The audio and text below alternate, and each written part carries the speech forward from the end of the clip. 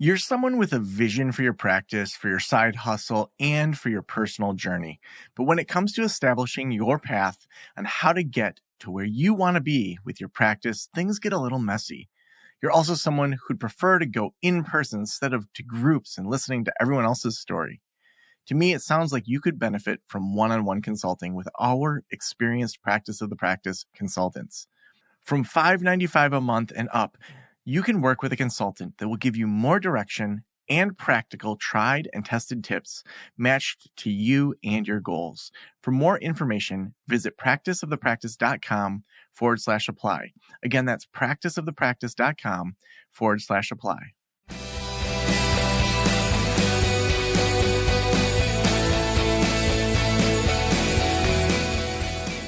This is the Practice of the Practice podcast with Joe Sanok, session number 1113.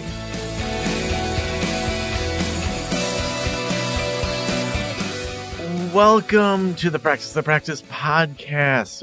We are going to be doing a series between now and the beginning of November, where we are going to be playing all of our Level Up Week trainings that we did in September of 2024. We're going to be talking about from empty to overflowing, talking about your branding, talking about multi-locations, shifting from 1099 to W-2, all sorts of different things during this series. And if you want help from one of our consultants for every single phase of practice, or if you're just not sure where you fit in our memberships versus our consulting, I would love for you to talk with me over at practiceofthepractice.com/apply. We can schedule a 30-minute call together and dig into all those different areas that you want to get started. Again, that's practiceofthepractice.com/apply. Now let's get started with the Level Up Week series. Welcome. I'm so glad that you are here today.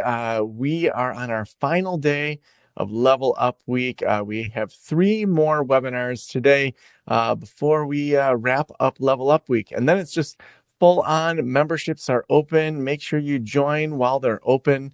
And we have all these bonuses going on as well. Well, let's start with, what are we talking about right now? Well, we are talking about what layers of management should I plan for a practice with 5 to 20 employees. So Melissa Schneider's with us. I'm going to tell you a little bit about Melissa in just a second. But if I haven't met you, I'm Joe Sanok. I started Practice of the Practice back in 2012. We started the podcast in 2013, just past episode 1,000 of the podcast. The Practice of Practice podcast was the first podcast around the topic of helping therapists build their business. And really, it came out of the need that I had a private practice that was going okay. It was a side gig practice at that time, but I wanted to be able to interview other people and learn from them, and at that point, not pay them. It was really just like, how do I get more information? How do I help other people through this process? And then over time, learned a few things. I'm also a dad of 2 amazing daughters who are 10 and 13. We spend lots of time outside and playing board games. But let me introduce you to Melissa Schneider. Melissa is a therapist, practice owner, and consultant. And in 2019, she opened Resolution Counseling Center in New Jersey, an in-network practice that now has 3 locations and 60 plus therapists. Last year, she launched Cultivate Therapy, an out-of-network practice that has grown to 8 clinicians. Melissa is a consultant with Practice the Practice and specializes in group practice owners who want to scale and change our industry for the better. She earned her master's in social work from Columbia in 2006 and lives in Jersey City with her husband and twin second graders. Melissa, so excited to have you here during Level Up Week. Yeah, thank you so much. Yeah. Well, I know you've put together some slides to keep us organized and to teach us. So I'm going to turn my spotlight off and let you share your screen. And then at around the top of the hour or so, I'm going to come back and share a couple things about our communities. And then we'll have a lot of time for some Q&A. So that is coming through great. And I'll let you take it from here. Yeah, well, thanks so much, guys. So my name is Melissa, and I'm really glad to meet all of you. So we're going to be talking about a lot of things today. So I'm so excited. As I kick in here, let me, oh my goodness, my thing just went away. Feel free, by the way, as we're kind of talking today, just feel free to be on camera, mute yourself. Totally happy for everyone to participate and just get the most out of this. Alrighty. So my name is Melissa, as Joe mentioned. I am a group practice consultant with Practice of the Practice. I'm also a mom of twins, a bread baker, an avid cheese eater, and as Joe said, I'm a dual practice owner. So I own Resolution Counseling Center and Cultivate Therapy. They are both based in North Jersey and serving a couple of other states via telehealth: New York, Connecticut, PA, Massachusetts. Um, Across the two practices, we serve about 1,800 clients a month, and we provide about 5,000 therapy sessions. So you're welcome to email me. You're welcome to check out the websites. We're always hiring if you know any good people in New Jersey. And so I'm going to dive in. All right. So I would love, so I'll tell you what we're going to talk about today, and then I'd love to just hear from you so we can tailor this to be useful. So the main questions we're going to hit are: how will you run your practice so that you aren't working 7 days a week and responsible for everything? How will you choose and train your management layer? And how will you pay these managers? I'm also, as we talk today, going to go through 5 principles. So I've recapped them here, and you'll hear them kind of throughout the presentation. The first principle is teams of 8. The second principle is about promoting from within. The third principle is every clinical position should be profitable. Principle 4 is compare scenarios and then choose. Don't go with your gut. And principle 5 is go at the speed of cash. So we're going to talk about all of this, but I want to kind of pause here and come back to you guys. I'd love for a few folks just to introduce themselves. I went off slideshow. Sorry, guys. I am not a Zoom person. I'm just going to stop sharing for a minute so I can see all your lovely selves. If a person or two wants to come off mic and just tell us a little bit about yourself, tell us where your practice is, and also just kind of what you'd like to grow into, how big of a staff you're planning. I see Elizabeth and Sean both turned their videos on. Would either of you be up for saying hi to Melissa? I don't mind saying hi. Yeah, he's the brave one, right? So the question is that, like, where do we want to grow the practice? Yeah, like how many staff do you have today, if any? Like, what's your vision for scaling it? Okay. I have a full and a part-time admin, and I'm in the process of onboarding 2 new clinicians. I'm just now growing my practice, and so I have 2 new clinicians. Awesome. And am talking to a third. I have 8 offices, so I would like to fill those up, and I guess I'll know when I'm full. Got you. Oh, cool. Okay. And you have 8 offices, like, just kind of in anticipation of growing, or just because you happen to own them? I own them. Got you. Cool. Okay. That's exciting. So 2 admin people, 2 therapists coming in, talking to a few more. Yes. Awesome. And so I usually think of one office as potential for, like, I could have 5 people working out of there over the course of the week. Like, how many staff would you want to fill 8 offices? How many would I want? Well, in my mind, it has been 2 per office. So when you say potentially 5, that was scary. You're like, so we'll come back to that, right? Exactly. It just depends on how you want to think about capacity and also what your rent is, right? Yeah. But that's awesome. Thanks so much for being brave enough to tell us a little bit about it. And where are you located? I'm in Pearland, Texas. Nice. Okay. Awesome. Does anyone else want to just say hello? Tell us kind of the size of your practice today and what your hopes are for it. Elizabeth and Erica, I see you have your video on. Would you be up for? Awesome. Thanks, Elizabeth. Hey, so Melissa and I have worked together in the past. We actually just got done consulting together. So I was really excited to see this on the Level Up Week schedule of events. So we are hiring our 8th clinician that'll be coming on next month. And we have another one 9th coming on in November. We recently transitioned all of ours from 1099 to W2, and then really worked with Melissa to kind of set the framework in place to be able to continue to scale. So we're still working on filling our office space at our current building that has 7 offices. Same as well. I was thinking 2 per office, and when Melissa, you said 5, I was like, oh. So yeah, I'm really looking forward to hearing the content for today. Thanks so much, Elizabeth. That was like a plug for free. Yeah. for consulting work. Yeah, and I've been just so amazed at what Elizabeth and her husband Juan have been able to pull off in the last 6 months. So it's so exciting. You're kind of perfect. You're like in the middle of this presentation, Yes. growing. Yes. I was like, I think she created this for me. Right. No, I'm just You're like, kidding. this is just we're just going to talk about what I've been doing. Right. Yeah.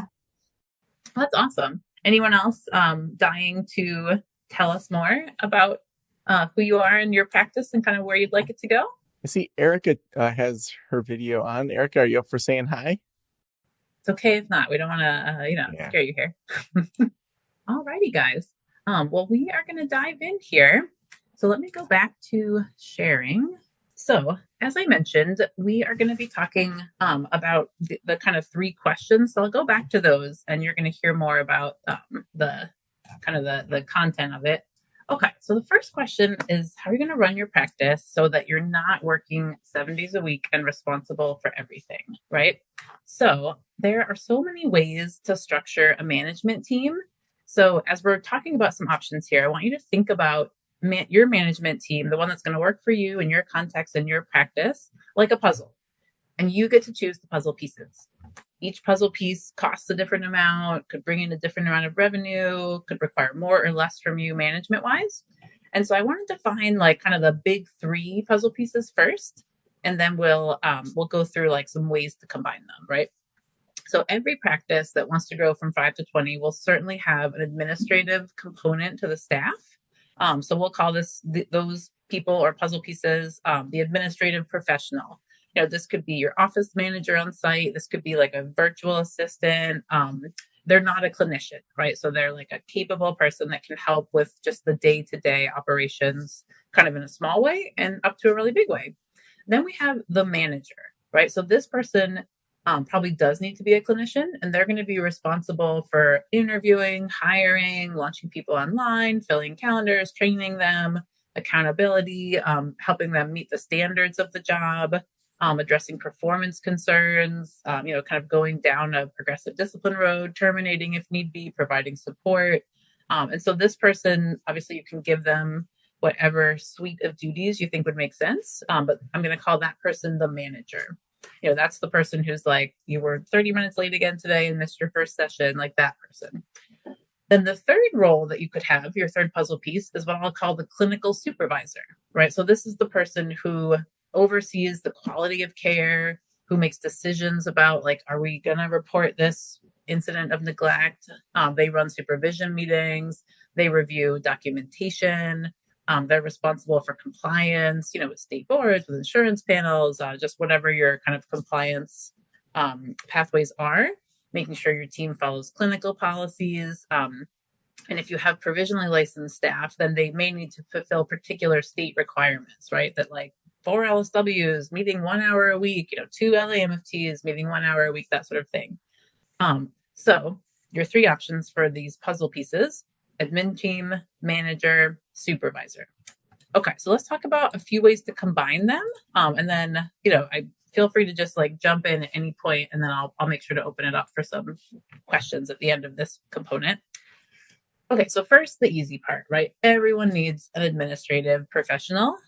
I would say you should plan one for every 8 to 10 clinicians, depending on your systems, what is automated, if they're full-time or part-time. So for a practice of 5 to 20, you're going to start with someone who could be part-time, and then scale them up. And by the time you're bringing in that 8th person, 9th person, you might be bringing in a second admin person. When you get to 15-ish, maybe you'll bring in a 3rd, right? And especially depending on your needs, I always love having at least one in-office person. Like if you want them to manage inventory and, organize supplies and replace printer cartridges. If you want them to also be greeting incoming clients, you might want at least 2 to kind of cover shifts and vacations. But probably your 3rd one could be a virtual assistant, and they can be a lot less expensive. We use a team based in South Africa for our VA needs. So they're like $12 an hour. They're lovely. They're native English speakers with lovely British accents. So that's just something you think about, right? Your administrative team, you have a lot of options for like where they come from and how you pay them. So I'm going to tell you just a little story about kind of how we thought about administrative professionals and what we have done. So I maybe in like month 2 of opening Resolution Counseling Center brought in an administrative person, and she was just doing like 5 hours a week in the beginning because we had like 3 staff, 2 were part-time. There was like me, so she was able to handle the calls, and we didn't have a billing service at that point, so she did like claim submission, she like dealt with denials, she kind of tracked everything.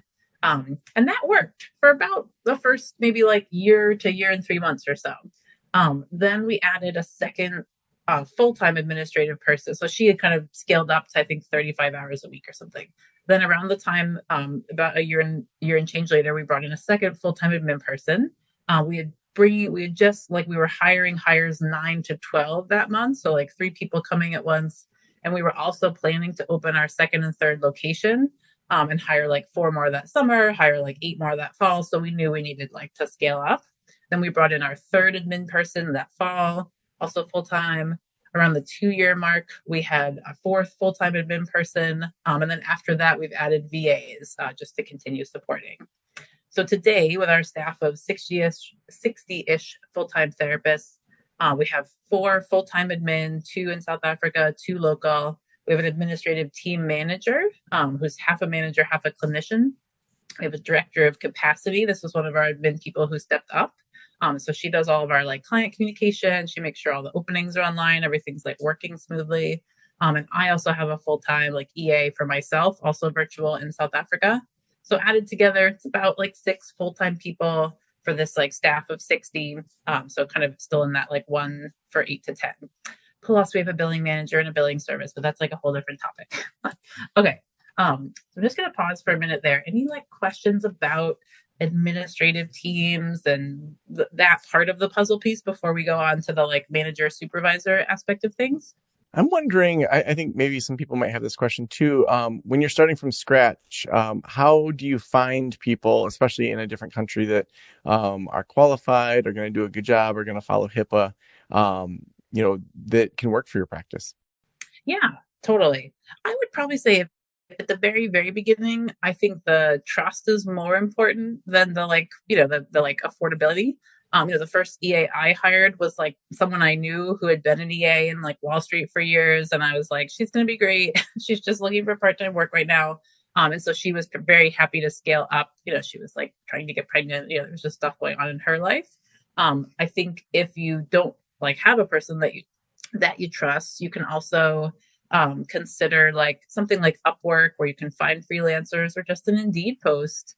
I always think it's important to check references. And if you put an ad on Indeed about like, we need, someone who's done an office manager and so maybe even medical billing or like client intake role for like in the, medical or behavioral health world, there are a lot of people that do come in with that experience. And so you could certainly start them part-time and kind of grow them from there. Anyone else? Any other questions about admin team people before I go on? I see a chat from someone. Can I ask about the South African? Yeah. I was going to say, I think a little bit later in the presentation, Joe is going to tell us some things, and I would be very happy to share our freelancer group. We absolutely love them. And the cool thing about them is because it's a freelance group in South Africa. So we have a relationship with the person that owns and runs it. And we can just be like, hey, Di, we need someone who can do social media. And she's like, great. How about you meet these 3 people tomorrow? And we're like, great. And then we pick one. If we're not happy with the person, she'll swap somebody out. But so she does like vetting and screening. She does all the like setup and pay, and she invoices us. So it's like a cell phone bill or something, because of the remote, like different country situation. So she kind of takes care of the in-country taxes and regulations and whatnot. And then we have kind of trusted people coming through her. So everyone they send us has been amazing. So I'm happy to share that. And that might be an example, if you're happy with the VA aspect for your first hire, you don't need someone to like order coffee or help with the office. I think I would trust them certainly to provide someone, but they wouldn't come in experienced in a mental health practice, because that's like a far less common service in South Africa. All right, guys. Let me go on then to talking about the sort of harder part of the puzzle, which is the harder part of the puzzle. Well, actually, sorry, I was going to tell you this, just to kind of stretch your brain for the future, right? So this min team that I just described to you, they have a lot of duties, but main ones, handling all the incoming calls, texts, and emails for the practice. The phone and text thread rings all day. They reply to over 600 monthly inquiry emails from Psychology Today. They send about 250 cost estimates in a month. They nudge clients through the various steps of our onboarding process, signing their intake forms, etc. They typically book about 150 to 200 new clients a month for us. And then they also manage the office, inventory, order supplies for our 3 locations, handle facilities requests, if the cleaner leaves, finding a new one, that kind of thing. Okay, so the harder decision, right, is who should manage your therapist, right? Who can really kind of step in to make sure the team of licensed professionals that you have are doing a good job. Okay, so I first want to just give a little group poll, and you could just put your answer in the chat or shout it out, or maybe we even raise your hand. So the raise your hand is, do you have or do you plan to have provisionally licensed staff? So staff who, whether your state gives a license or not, they're under supervision for 3,000 hours, that kind of thing. Who's planning to hire those folks? I see at least a few folks saying yes. Who has decided not to hire those folks? Who's going for the kind of independently licensed, more experienced, but higher cost staff? Shout it out if I'm wrong here. I didn't see anyone who said yes to that. And someone also had another question about VAs. Let me just answer that since we are still on the doorstep of the VA topic. So this was from, sorry, I'm not sure if I see your full name, but you said regarding VAs, I've only hired VAs who have a bachelor or master in psychology from India. Is that less likely in South Africa? I thought VAs in South Africa was a better performance for our US market. So actually, that's an interesting point. We do have a couple of VAs from South Africa that do have a bachelor's in psychology. I think the thing I've noticed is just culturally speaking, it's not like people have therapists, so kind of their just muscle memory understanding of what we do is just different, right? People go to a psychologist if their kid needs to be tested for ADHD, or they get a therapist if there's a serious problem, but it's not normal in the way that it is in America, where you're it's a $10 copay and my insurance covers it. They don't have that kind of system. But I would agree that, we've had VAs kind of from all over the world. And I feel culturally speaking, the cultural translation seems a lot closer in South Africa than it has felt in the Philippines, or just any part of Asia, where mental health is even more less of a thing. Okay, perfect. All right, guys. So on to the harder thing, right? So sounds like a lot of you are going to be kind of facing the decision-making quandary that we've gone through. So I wanted to just give you some specifics about how we've thought about who should manage especially the provisionally licensed staff, and just how we want to think about managing. Okay, so the first thing is whether or not people have a full license or provisional license. Everyone needs to be managed, right? Are they hitting weekly minimums? Are they completing duties? Are they turning their notes in on time? What are their professional goals? Doing the, annual reviews with them, talking about career growth within your company, just having a parent at work, if you will, someone to attach to and get help from. And everyone's clinical care should be overseen to some degree, right? Unless you're purely running a practice where people rent a room and they have their own business. If it's your business, right, you need to make sure that they're meeting the requirements of insurance if you bill for insurance, that they're meeting the requirements of your board, that they're handling crisis situations the way you would want them to, right? And so for liability reasons and for just your clients having a good experience, you'll have to oversee clinical care to some degree, right? So everyone on staff needs to be managed. Everyone on staff needs their clinical care overseen to some degree, or might need to ask questions about what do I do with this case, right? So you have the option to combine those duties into one person, right? Sort of a combo supervisor manager person. Or you have the option to separate those duties, sort of like a good cop, bad cop, or just the opportunity to connect with 2 different leaders, someone who supervises, and that's what they do, and then a separate person who does task management, and that's what they do. So let's dig into this a little bit. So if you go back to that principle of teams of 8, so typically a manager can only effectively manage up to about 7 people. After that, you just can't know them very well. You can't be in the weeds of whether they're doing a good job or not, especially if you have kind of a performance issue with someone where you're giving feedback and you're on a road to letting them go, something like that. That can just take so much energy, and so if you had a team of 20, right, you just wouldn't be able to lead them all well. So we typically think in teams of 8. So to grow to 20, you'd want sort of in those teams of 8, like kind of a main leader over the 7 therapists. So if you're going to get to 20 or 24, right, you'd need at least 2 other managers plus yourself if you want to keep managing, or 3 managers if you don't want to manage therapists anymore.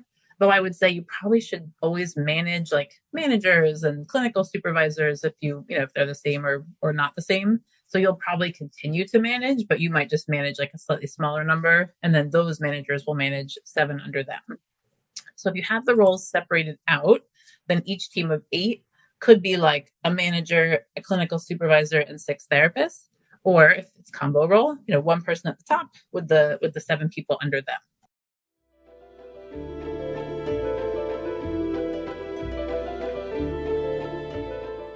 I am so excited about Alma. When I had my private practice, I struggled building my caseload, attracting the right clients, managing the business side. And honestly, one of the reasons I didn't take insurance was it was so difficult to navigate. So many of my consulting clients deal with these problems as well. And Alma supports clinicians in building rewarding private practices with simplified insurance credentialing in under 45 days, enhanced reimbursement rates, and guaranteed 2-week payback. Plus, a free profile in their searchable, filterable directory, making it easy for clients who are the right fit for your practice to find you. Learn more about how Alma could support your private practice at helloalma.com/Joe.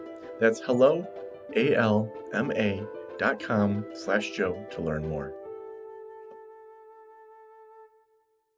Okay, so I will tell you a little bit about how we've kind of done this and what we've experimented with. So our practice relies heavily on early career therapists, your LSW, your LAC. We think, especially in New Jersey, that this is a smart strategy because from graduation day to getting your LSW, to getting those 3,000 hours of supervised practice, then waiting typically about 10 months for our board to review your application, give you an exam date, like pass the exam, and wait more months for your license to come. So it's about a 3 to 4 year period of time in New Jersey where people cannot own their own practice. Like they can't practice independently. Other states have totally different rules. Sometimes you can graduate and like open your own business. You can't do that in New Jersey. So you have to work for someone. And so we know that like we just have to be a great place to work, right? We just have to be better than other places to work at. Whereas once you move into independently licensed staff, your job has to be better than them running their own practice, right? Because it's easier and easier to do that with like Headway and just all these different things. So that's just my like plug for why it made sense in our context. But there are like vastly different supervisory rules and just practice rules across the country, as you might know. But so that means in New Jersey, again, we have the need for formal supervision. And bizarrely, the 3 licenses that you could get in our state, the social work license, the professional counselor license, and the marriage and family therapist license, all have totally different rules. Social workers, to meet the requirement and check that box, they have to be 1 hour a week in a group of 4. That is it. So you can do individual, you can like surpass that, but that's the requirement. LACs, on the other hand, your professional counselors, they have to have, 50 hours of supervision a year. 40 of them have to be individual. And then they can do like 10 in a group. So kind of like once a month in a group, 3 weeks of the month individual. So you can kind of appreciate that like 4 people, 1 hour a week, 4 people over here, 4 hours a week, right? So your supervisory need and cost is like dramatically different. And then LAMFTs are in the middle. They can be in a group of 2 every week if you want them to be. So as we were looking across this like puzzle, right, we were like, okay, clearly social workers is like where we want to double down. Like if we get a great LAC or LAMFT, great, we'll hire them. But we kind of understand that would mean that supervisor needs to spend like 4 times as much time to serve that person and like meet the requirement. So we're always able to offer additional supervision for folks that need it, but it's that like regulatory piece. So that's a good example of how like your state, I think I've heard Joe say before that at least years ago in Michigan, like there wasn't a cap or the cap was really big, right? So you could supervise a lot of people. In New Jersey, a supervisor can only supervise 6. So that's just like another constraint. 6 who need their hours toward licensure, they can supervise anybody else outside of that.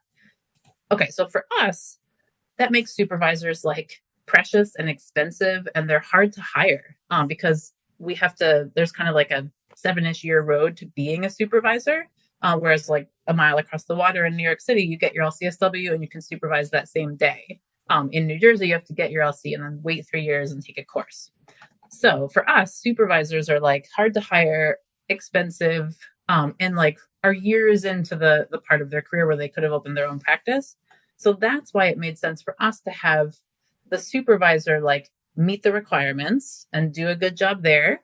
And then for all the other needs of an employee, a team manager is a lot less expensive and gives a way for like promising staff that are already here to have a career path. Because to say like, you're amazing, in 7 years, you could have a different job in our company. It's just not very exciting, right?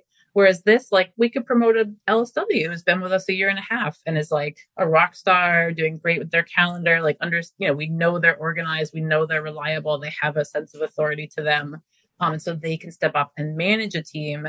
They can do interviewing, they can do hiring, they can launch online. Like, there's 1,000 things that need to be done to bring therapists on staff. And just being that like expensive special clinical supervisor doesn't mean you're good at any of those things, and often means we're bringing them in from the outside. So that they don't already know our organization, our EMR, all those kinds of things. So to come back to your manager puzzle, right? If you have staff who need formal supervision, then you'll obviously have to have supervisors. And so your next decision is like, should they be employees or should they be 1099s, right? Are they seeing clients at your practice and like working there every day, or are they just coming in to like run a group or do individual supervision? So in our context, it made sense for us to usually have at least one employee supervisor per location.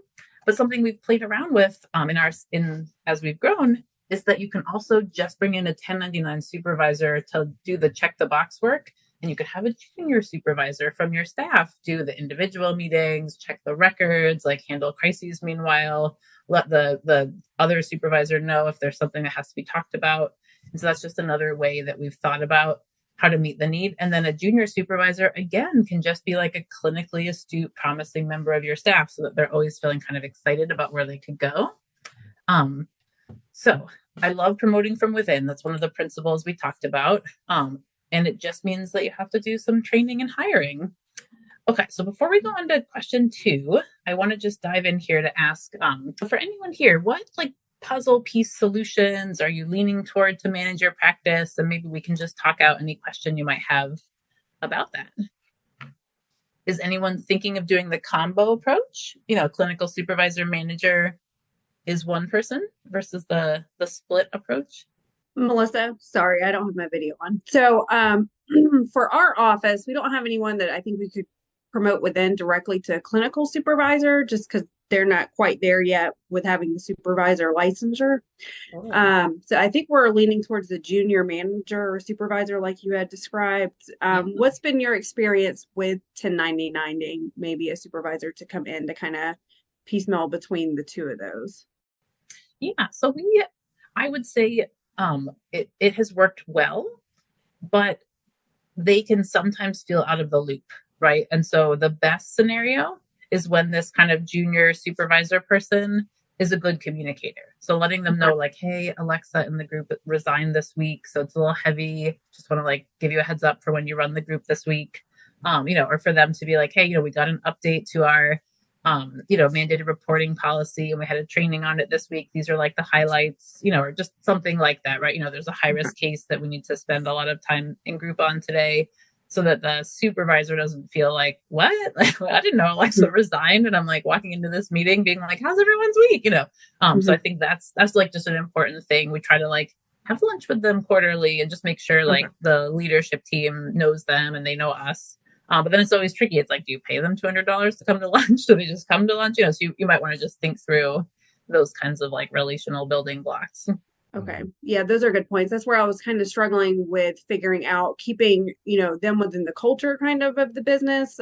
Ideally, it would be a promotion within. I just don't think we're quite there yet at the moment. But I do like the junior supervisor approach because it gives some clinicians that's been here that's ready for a different role, but without fully stepping into the combo between the two.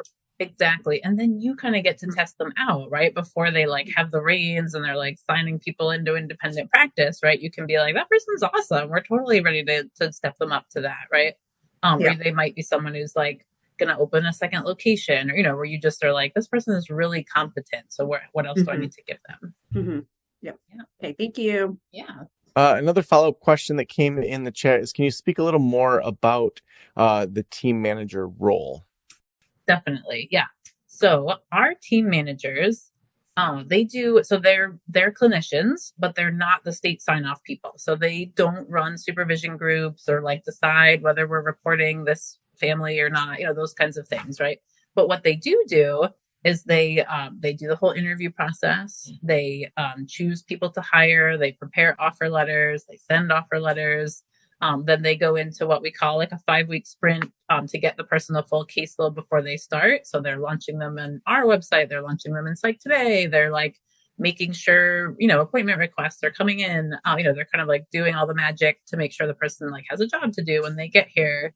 We provide about 60 hours of training in the first couple months. So they facilitate the trainings that are like, here's our handbook, here's how to log into everything. Like, this is what we do in simple practice, and then they also kind of plan. We have access to a number of streaming trainings like Gottman level 1 and 2, a CBT training from PESI, like an LGBTQ awareness training. So like whatever you kind of want people to know, we're always thinking like, what can we pay them to watch that allows us to add something meaningful to their bio, right? So like couples therapy, most people don't come in knowing how to do that, at least in our area. So that's been really fruitful to teach them. If they've never done play therapy, but they're interested, we have a training for that kind of thing. So the team manager sort of like does the in-person parts of it. Like, here's our suicide assessment policy. This is what you have to do if someone's low or medium or high. But then the supervisor is also there to like talk through each case, right? So the team manager might like queue up a policy or do like the foundational training on it so that people then kind of know what to bring into their workday.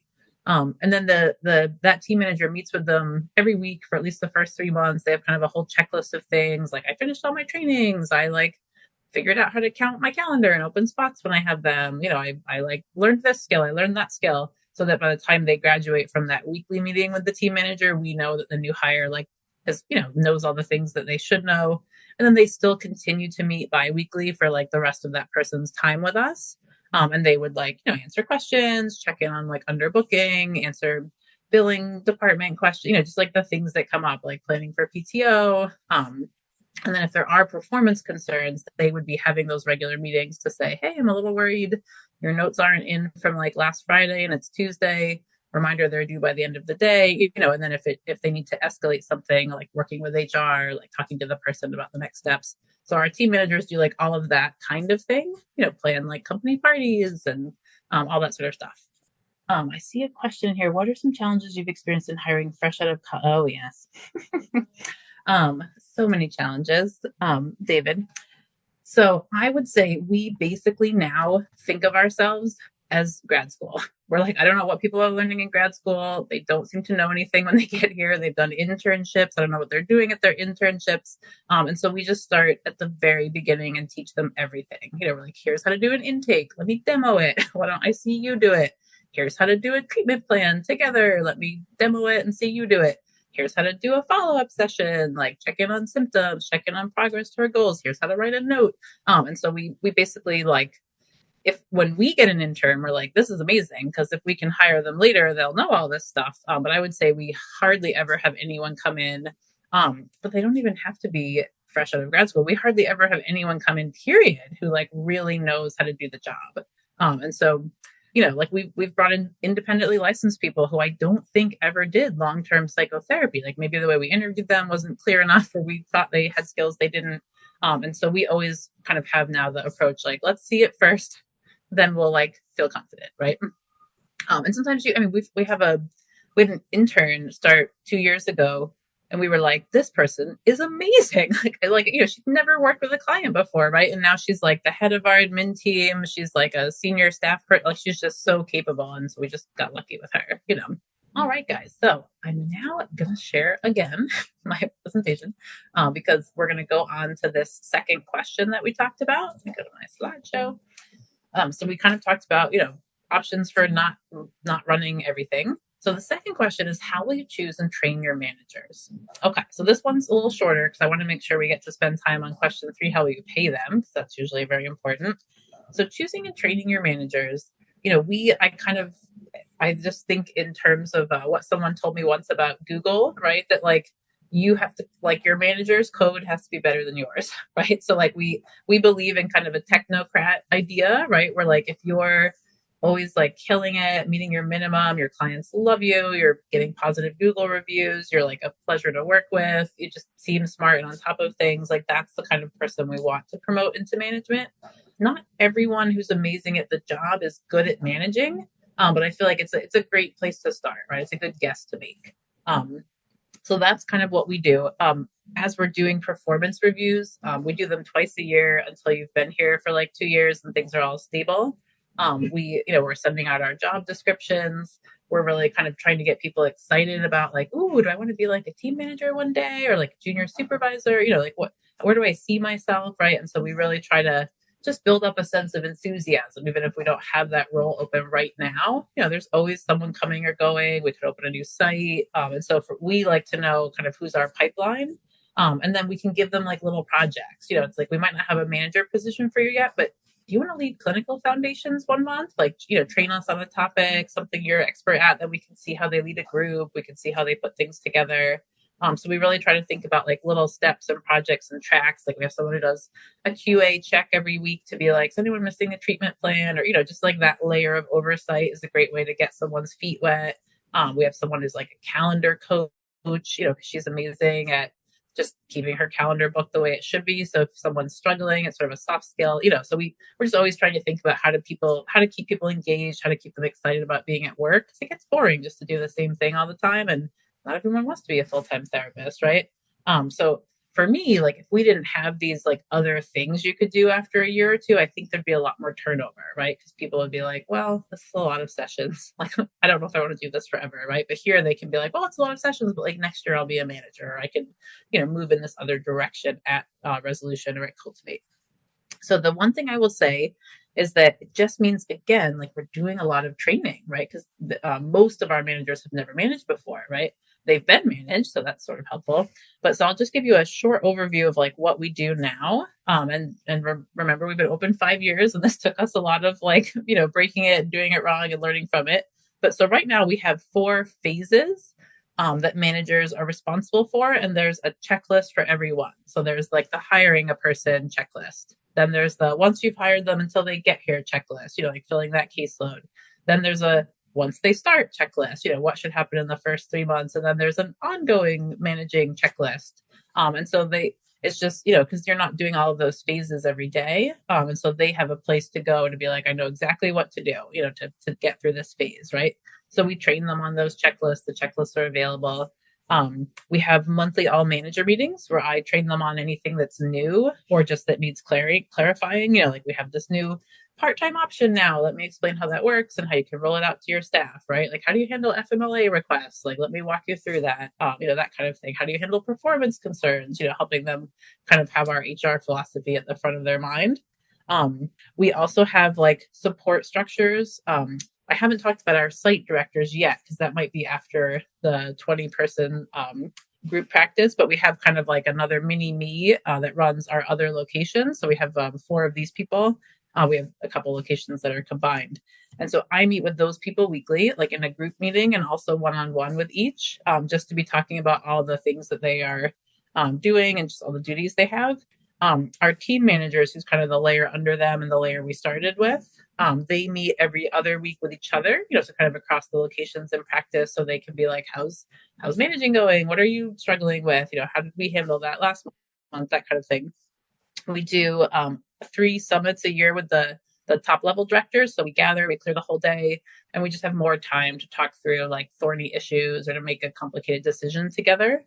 We do an annual all-day training with the whole management team with a situational leadership facilitator, because we were like, let's choose a management philosophy. Like there's so many, right? But we liked this one. I highly recommend it, by the way, situational leadership. The trainings are a lot. It probably costs us about $4,000 to like bring the facilitator in and do the training. But then it's like then we all know the system. So throughout the year, we can be like, okay, are they currently doing the task at the acceptable level? Have you trained them on it? Have you seen it happen? Like, let's go back and work through the SL perspective. So that's how we're training them. Any questions on just like this idea of how to choose and train the managers? And then I'll go on to the other piece of it. Oh, and I see a question or two. Where can we learn how to set up the checklist when they start onboarding? With that, oh, that's a great question. So the checklists I'm referring to are just like the ones we developed in our practice. So if you're ever interested in consulting, to be like, I just want to like spend a few sessions like ironing out my onboarding process, I'd be happy to share those.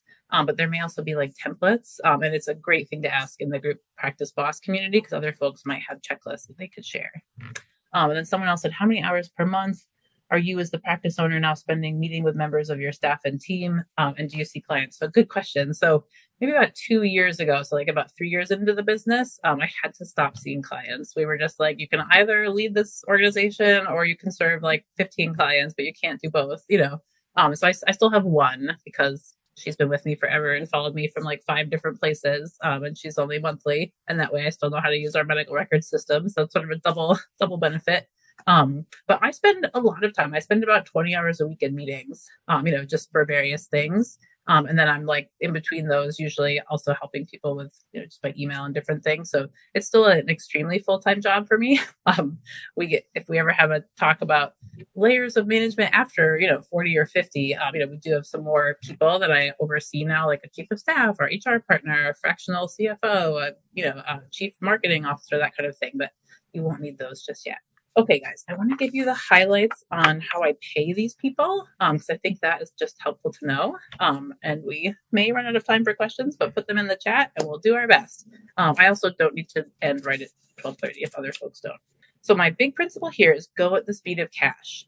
Sometimes people are like, am I supposed to be like investing, like overextending myself and going in the red to bring in like a clinic director or something like that? We've never needed to do that. I don't recommend you ever do that. Like all of these kind of people you bring in or invest in should just be like low risk, profit-led decisions that you make. So hopefully that makes it feel like less stressful, right? So let me talk a little bit about this, right?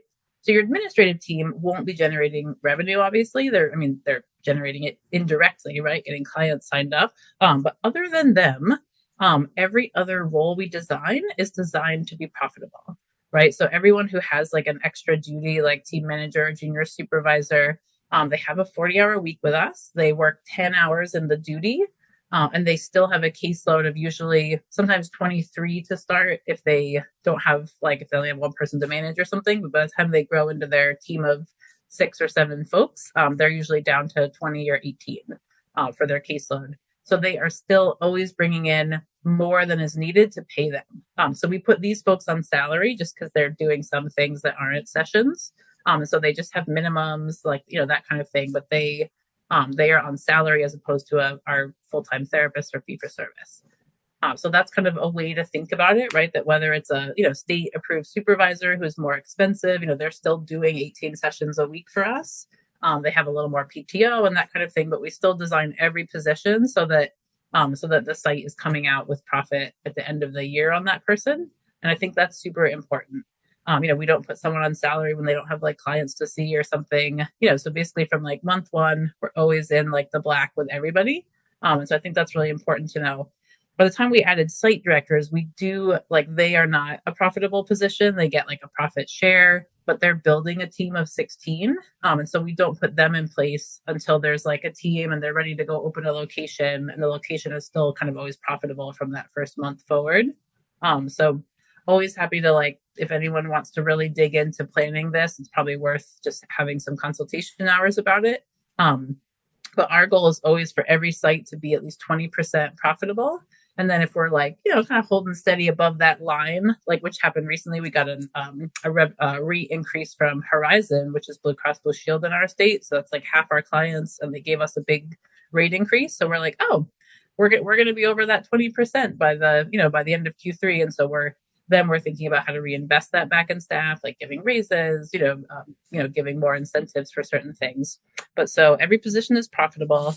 The other thing I would say is that I really believe in incentives.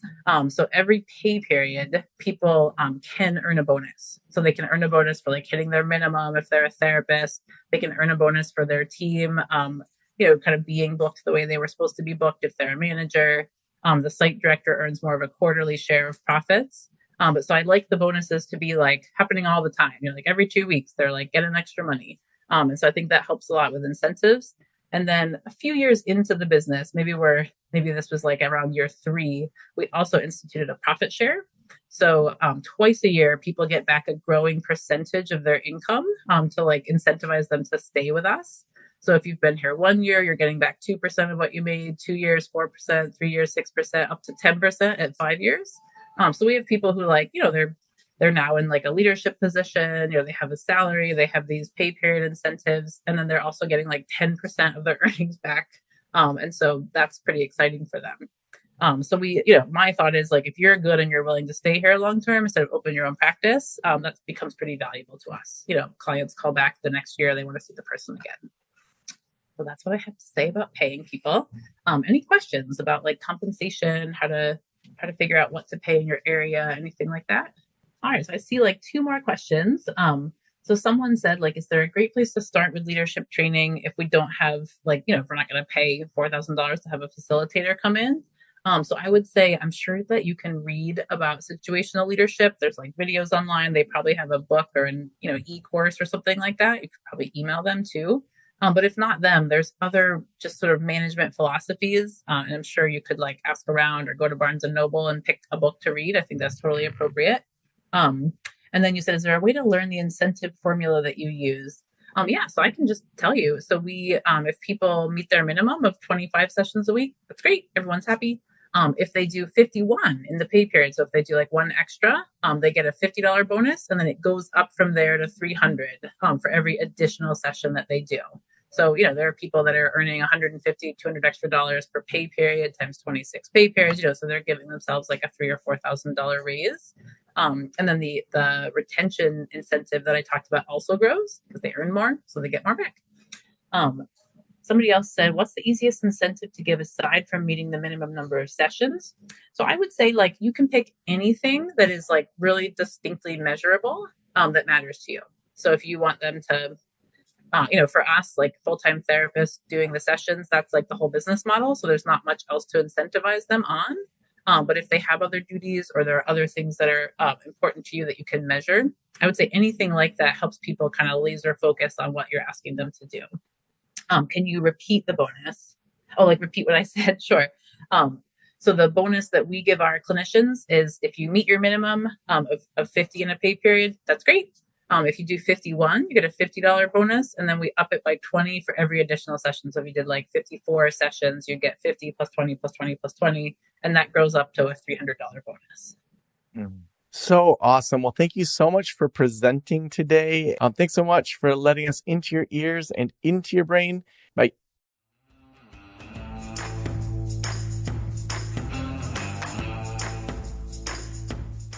Thank you so much for listening to the Level Up Week series. I hope you are getting so much help out of this. If you need extra help, head on over to practiceofthepractice.com/apply. I would love to spend 30 minutes brainstorming with you as to your phase of practice and helping you determine whether a membership community or consulting is right for you. Again, that's practiceofthepractice.com/apply. And we couldn't do this show without our amazing sponsors. We are so excited to bring these types of things to you as much as we can so that you can level up your practice in a way that's just amazing. Head on over to Alma's website, helloalma.com/Joe, if you want help with credentialing, if you want help with reimbursement rates and a guaranteed 2-week payback. Again, that's helloalma.com/Joe. Thank you for letting me into your ears and into your brain. Have a great day. I'll talk to you soon. Special thanks to the band Silence is Sexy for that intro music, and this podcast is designed to provide accurate and authoritative information in regard to the subject matter covered. It is given with the understanding that neither the host, the producers, the publishers, or guests are rendering legal, accounting, clinical, or other professional information. If you want a professional, you should find one.